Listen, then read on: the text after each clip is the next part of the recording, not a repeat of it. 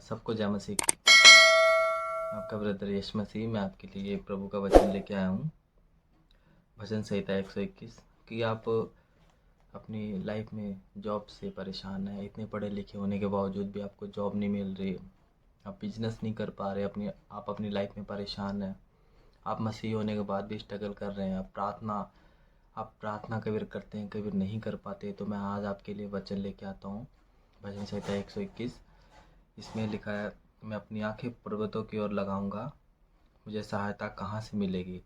मुझे सहायता यहोवा की ओर से मिलती है, जो आकाश और पृथ्वी का करता है। आप यहाँ तक इस वचन को पढ़ के फिर आप इस टॉपिक पे आप प्रार्थना कर सकते हैं कि आपको कैसे प्रार्थना करनी चाहिए।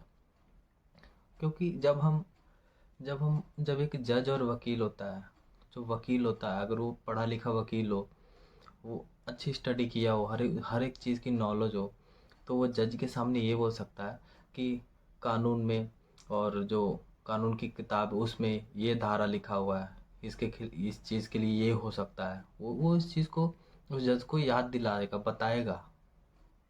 तो हमें जब बाइबल के कानून, बाइबल के वचन नहीं याद रहेंगे तो हम कैसे प्रार्थना करेंगे।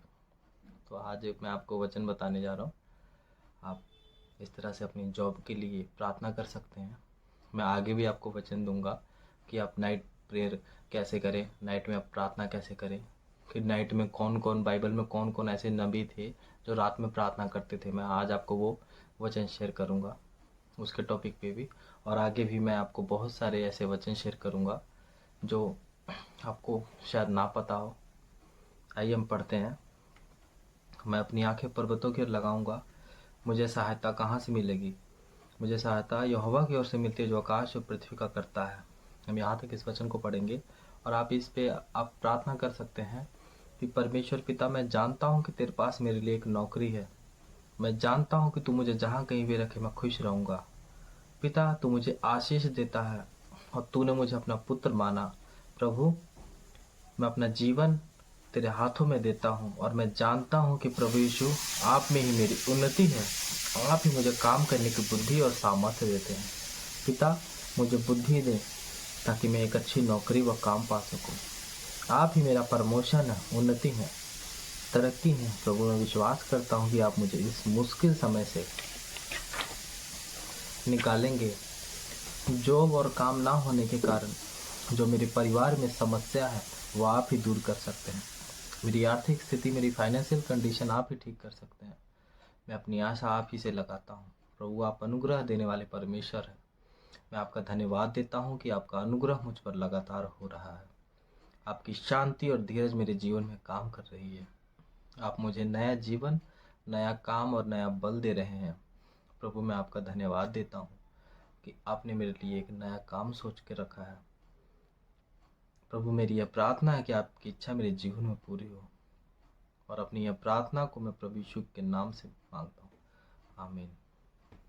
आप इस तरह से प्रार्थना कर सकते हैं और प्रभु के वचनों को अपने जीवन में लागू कर सकते हैं। आप उस वचन पे कैसे चलें, आप अपनी लाइफ में परमेश्वर के कामों को होते हुए देखेंगे।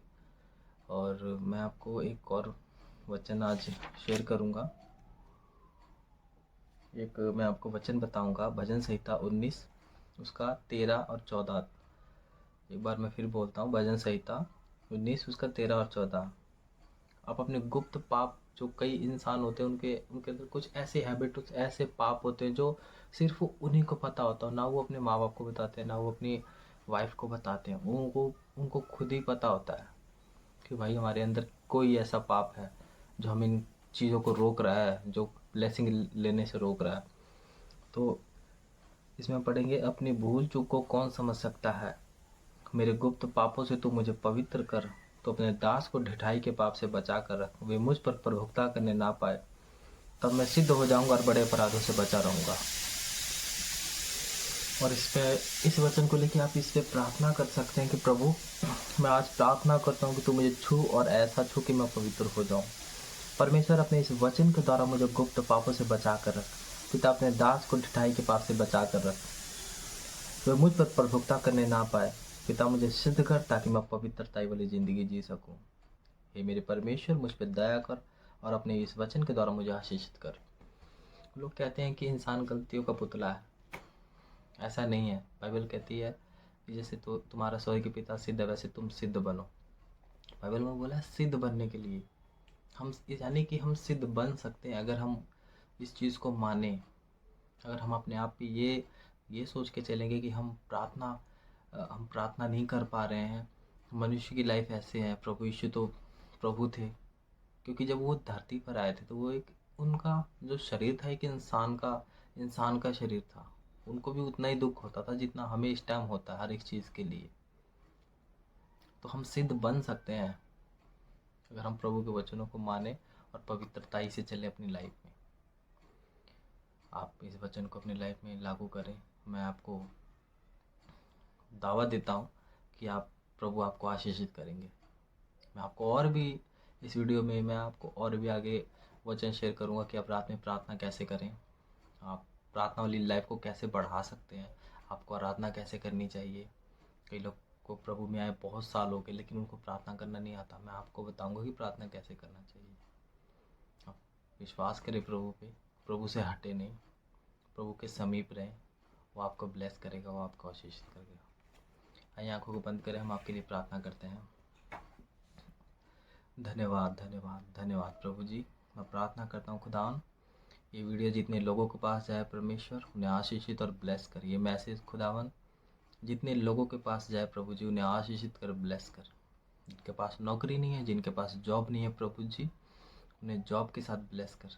जिनके पास बिजनेस नहीं है, जो काम करने की सोच रहे हैं, जो नौकरी करने की सोच रहे हैं खुदावन वो किसी कारण से नहीं कर पा रहे हैं प्रभु जी उनके रास्तों को खोल। शैतान की सारी बंधनें खुदावन, शैतान की हर एक चाल, हर एक प्रॉब्लम खुदावन जो शैतानी है उसको हम आपके जीवित नाम से बांधते हैं। इन भाइयों और बहनों को छू खुदावन ताकि ये ब्लेस होने पाए।